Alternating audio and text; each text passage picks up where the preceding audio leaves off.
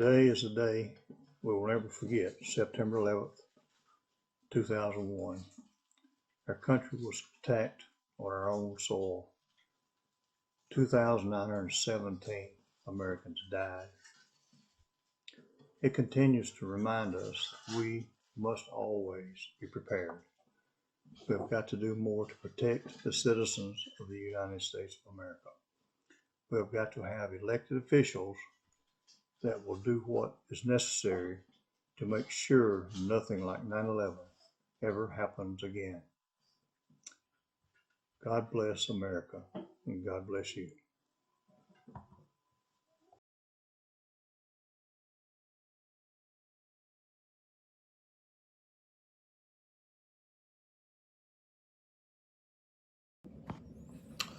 Afternoon, folks. This is Mark LaJoy, candidate for Muskogee County Sheriff. I'd like all of us to remember 9/11, and especially those who lost their life on this fateful day, and specifically military veterans who made the ultimate sacrifice in the over 20 years of combat we were involved in. I remember this day well. I was sitting in my office drinking coffee as I watched the first and second plane crash into the World Trade Center buildings. As I intently watched the news reports, I heard one news reporter saying that a plane has accidentally crashed into the World Trade Center. I knew then that this was no accident, it was a terrorist attack. Immediately that same day, I was placed on full military orders by my military unit. And in March of the following year, I found myself in the frontier of Afghanistan, knee-deep in battle, and I still hold battle scars from that time. At least 22 veterans every day commit suicide, and we live with this pain. We will never forget the sacrifices that were made by all military members, and may God bless our troops wherever they may be, and may God continue to bless this nation. Thank you. I'm Jared Craig with Veterans for Trump and VFAF. I'm here to talk about the importance of 9/11 and to remind people to remember 9/11. The one thing that comes to mind as to how 9/11 altered the shape and tone of our country was the day after, 9/12. We all came together as one American family. People started going back to churches. People started to go and speak on the front porch. We lived in an environment where if you saw something, you would say something. And we were all vigilant to prevent anything like that from happening again. Now, what we see currently in today's politics is almost absurd. If you were to put yourself in 9/11, 2001 and flash forward to today, most Americans would be appalled that at our universities and colleges across the country, we have pro-Hamas, pro-Palestine anti-Semitism running rampant, that the college professors are allowing anti-Semitism. We're seeing the terrorist organizations creep up again. And with a weak president in Joe Biden and also Vice President Harris, we need a change. We need a stronger country. We need a country that is defended at our borders. We need a country that honors the citizenship of the people that are supposed to be here. And the spirit amongst the American people needs to be a "we can do it" attitude. Right now, with the Bidenomics, horrible inflation, cost of energy, and everything out the window, we're kind of set in a position of, can we make it? And if Harris prevails and wins this election in 2024 for President of the United States, I fear that many of us will not make it. I think that the economy is so bad, the policies that she's presenting and her communist price-fixing ways of handling the market is going to cripple our market, cripple our distribution, and cripple our economy. We're going to sink into a depression. Or we can say, how can we move forward with a functional constitutional republic as we were intended? And the solution is easy. Vote Republican, up and down the ticket. We support Donald Trump because he believes in what we believe in. What I find on the left is that people on the left, weak-minded followers, want to be told what to do. They need a leader to tell them what to believe. And that's not who we are as conservative Republicans. That's not who we are as Americans. I remember where I was vividly on September 11, 2001. Fortunately, people that I knew that worked in the World Trade Center at the time did not go to work that day. But there were so many others that were affected by this unbelievable event that happened that day. I want to say God bless to all the families of the heroic people that made the ultimate sacrifice on September 11, 2001. Heroes from the military, the first responders, the police officers in New York City, and everyone ultimately that was affected by this. I certainly will never forget what happened on September 11th, 2001. God bless you all, and God bless America. Today marks 23 years since our nation faced its darkest hours. We gather across this great nation to honor the memories of the innocent lives and the brave men and women who were the first responders. We also remember the men and women who answered the call to defend this great nation. We're reminded that freedom is never truly free. It must be defended, cherished, and passed on to future generations. I pray that we remember, repent, and pray for God to bless America. I'm Noelle Cahan, Republican candidate for House District 81.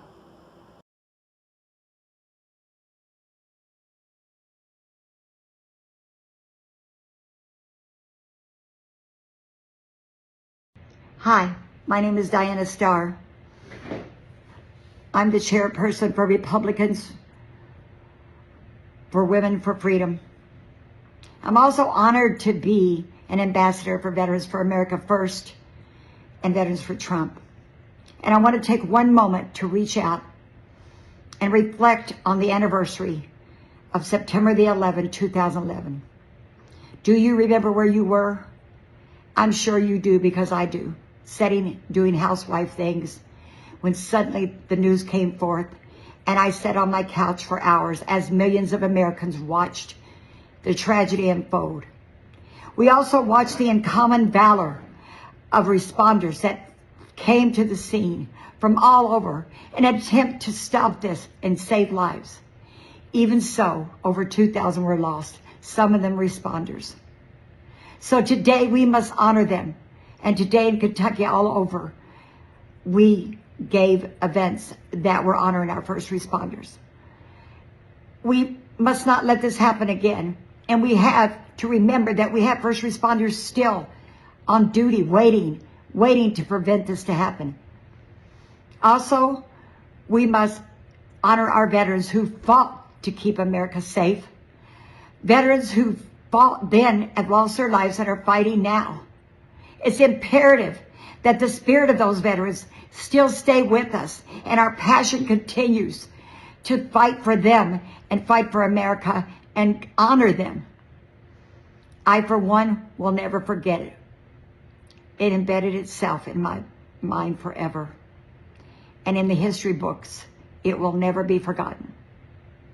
So I urge you today to take a silent moment and think about it and remember all those who are still waiting to keep America great. Thank you. Today we take time to reflect on the 9/11 attacks on our country, and we remember the heroes, the policemen, the survivors, the first responders, and all of those heroes that came to the rescue. We have memorialized these heroes for over 23 years, and we need to continue to keep them in our hearts. God bless them all. Ambassador for Veterans for America First. Today is a very sad day in history. What was happened before 23 years ago, there was really bad day and sad day for America, and we will not forget what was happened. But I remember the next day all Americans came together. But because of today, Kamala Harris, she tried to divide our nation and our country.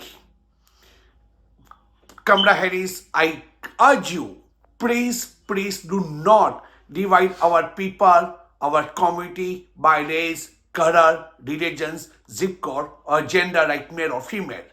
I used to call myself as an American. But now, when you are running for the president, you say I'm Indian or I'm African American. And please do not bring agenda. Because of you now, I have to say Indians, not Americans. This is really bad, camaraderies. Please, today you start the Indians, tomorrow you start for the Hindus, tomorrow you say Muslim, Christians. Please do not divide our nation by race, color, religions, and zip code. And don't forget, camaraderies, we are the people. And we love Donald Trump, and we want to make America great again. And Indians for Trump, and we love Trump. Make America great again. Countries and 43 states, to include Afghanistan, Iraq, South Korea, and the Ukraine. He is also first-generation college graduate and went to earn his master's degree in public administration, a certificate in project management, and 2 cybersecurity certificates.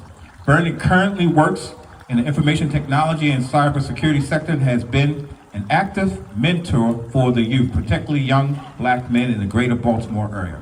That's my area. Thank you, Bernie, for your service. He is a tireless advocate for his community and a Christian and a role model for many young men throughout our state. Bernie is a resident of Elkridge in Howard County, where he and his lovely wife of over 33 years have raised 2 children. Come on up, Bernie. About to hear from a great patriot, great man in Baltimore City doing some great things, very much needed in Baltimore City. Chris, why'd you tell all those lies? Thank you guys for coming out. I see a lot of faces that I recognize and know. I won't get into trying to acknowledge everyone, because when you're in front of a crowd, you might get nervous and screw it all up. My brother, Dr. Ray over here, told me I had about 4 minutes to speak. So I wrote down some words rather than trying to remember from memory, although it's etched in my brain, but I could go for days talking about this.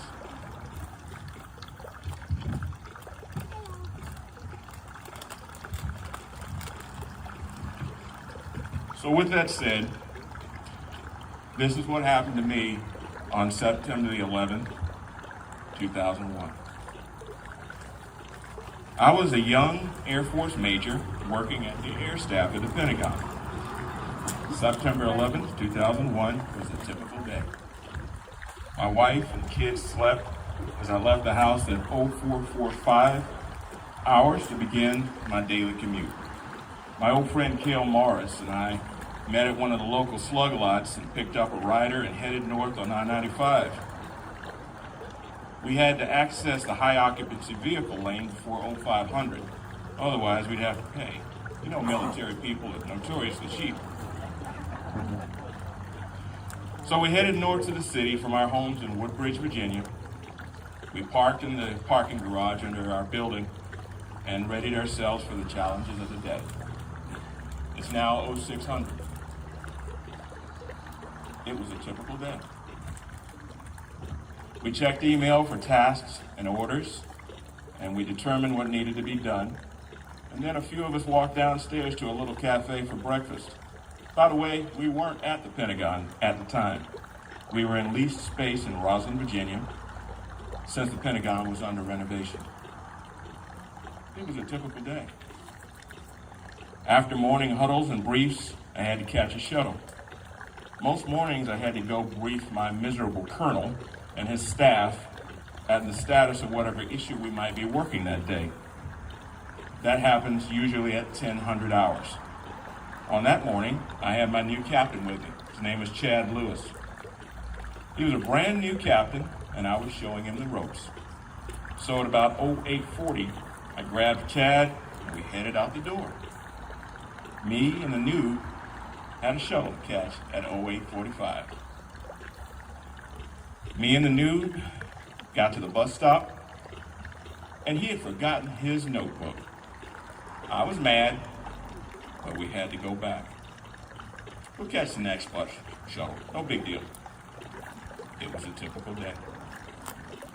We went back inside the building, and all of a sudden, something wasn't right. I didn't know what it was, but there was great confusion among our leadership. We were told to lock down, stay inside the building, shelter in place. I'm happy. It's just another drill. I don't have to see that colonel. I'm good to go. I couldn't have been more wrong. It was not a typical day. The news was out. New York's World Trade Center had been attacked. We, the United States, the mighty U.S. military, were on our knees. None of our disaster preparedness plans and drills have been followed. Our leaders locked us down in commercial spaces, and we were all sitting ducks. Communications were down. No cell phone, no nippernet, no supernet, no JWICs. We were the United States Air Force Communications Directorate, and we couldn't communicate with anybody. All of a sudden, the word came across CNN, our only link to the outside world. The Pentagon had been attacked. We were 3 miles away in an office building, and we couldn't hear what was going on, but we knew it was bad. All of a sudden, the order came for us to get outside and reconstitute in the parking lot across the street. I guess the local leadership thought we were safer outside than inside our leased space. So there we were outside, vulnerable and confused. We smelled the dark metallic smell of jet fuel burning metal and the explosion that happened 3 miles away. And just think, had Chad Lewis had remembered his notebook, we would have been on that shuttle bus that delivered to the north side of the Pentagon. We would have been on deck to brief my miserable colonel, right where the airliner skidded into the building. If not had been for Chad Lewis's missing notebook, we would have been on the north side of the Pentagon, within the Air Staff's offices, waiting to brief at 9:37 hours. We would have been incinerated. It was not a typical day. Thank you for your time.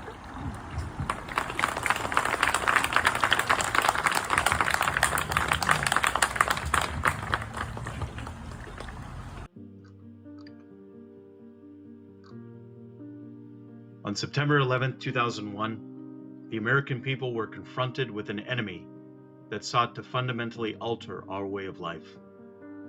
23 years later, today, we Americans, once again, find ourselves confronted with a force, a political force, attempting to fundamentally alter not only our way of life, but the American identity.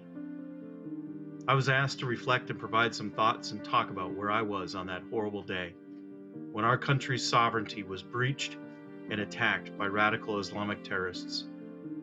I'll be honest, it wasn't a normal morning briefing where I was sitting at Langley Air Force Base on voluntary active duty orders for the Aerospace Command and Control, Intelligence, Surveillance, and Reconnaissance Center. The mission of the center was to modernize and standardize C2 and ISR, to include the build-out of new concepts and operationalize the Combined Air Operations Center experiment. The center included operating locations across the country, including agencies in the National Capital Region, or Washington, D.C. My duty for the center during this time was in the 2-Star General's Commander's Action Group, or the CAG. On the morning of September 11, 2001, several of the heads of these OLs were in the conference room receiving a brief on conflict-related issues to test out C2 and ISR responses. Specific details and content remain classified. As the briefing began in the CAG control room, there were also several TVs for monitoring the outside world. It was shortly after the first plane had crashed into the World Trade Center towers that a louder than usual jet sound was heard outside the briefing room walls. We later learned that sound was full military throttle of F-16s taking off towards the Pentagon. Shortly following the fighter jet scramble, the CAG and the remainder of the center were issued new orders to conduct around-the-clock 24/7 operations, and the KOC-X would soon be operationalized and deployed to the Middle East. Despite the horrible images that we have in our minds of buildings crashing down in Manhattan, a portion of the Pentagon destroyed, and aircraft debris in rural Pennsylvania, there is one image or series of images that serve as a memory. Whether it was at a gas station or at a local food market, Americans were waving and showing the flag proudly. Americans were ready to fight whatever this evil was that had taken thousands of lives on our nation's soil. Contrary to today, Americans weren't ashamed of the national anthem, and they certainly wouldn't have allowed the burning of any kind of flag on a college campus. What can 9/11 and the history of 9/11 teach us 23 years later? A few points. We've gone through 4 presidencies: Bush, Obama, President Donald J. Trump, and Biden-Harris. While only a vice president, Dick Cheney pretty much took over the Bush presidency and received billions from companies like Halliburton to stuff his own pockets as a result of endless conflict and wars in the Middle East. Following Bush, Obama was witness to the Arab Spring uprisings and other conflicts in Syria, Libya, and Yemen, with the rise of the Islamic State group or ISIS. Alongside ongoing Middle East conflict, Obama introduced executive order to extend protection against discrimination on the basis of gender identity. One of these areas protected was transgender rights by coercing public schools with funding restrictions if they didn't adhere to these new policies, including use of pronouns. Obama's social policy was in sync with the Arcus Foundation LGBT Movement Advancement Project, MAP, which was established to track the complex system of advocacy and funding that would promote gender identity and transgenderism in the culture.